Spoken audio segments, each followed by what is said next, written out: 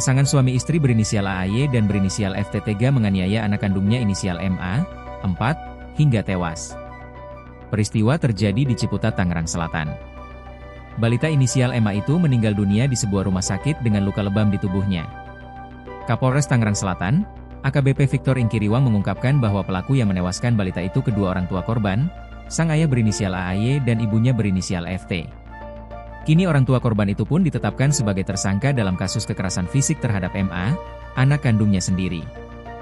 Ayah korban, dan MA, ibu korban, telah kami jadikan tersangka, ujar Victor saat ditemui di Polres Tangsel, Serpong, Jumat, 8 Agustus 2025. Victor menambahkan peristiwa tersebut bermula ketika korban diduga mengucapkan kata-kata kasar kepada orang tuanya, sehingga memicu emosi sang ayah.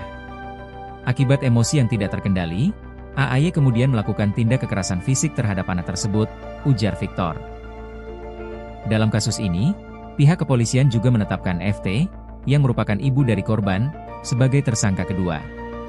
Namun, FT tidak ditahan dengan pertimbangan kemanusiaan. Kami tidak melakukan penahanan terhadap ibu korban karena yang bersangkutan masih memiliki anak berusia 1,5 tahun yang membutuhkan pengasuhan langsung, ungkap Victor. Di lokasi berbeda, Priyanti, tetangga pelaku, mengungkap keseharian keluarga pelaku dan korban. Pasangan suami istri tersebut dikenal tertutup dan jarang bergaul dengan tetangga. Selama ini, mereka hanya terlihat berangkat pagi dan pulang malam. Kami jarang sekali bertemu. Mereka berangkat pagi, pulang malam, kadang-kadang sampai jam 10 atau 11 malam. Seringnya kami sudah pulang lebih dulu, ujar Priyanti.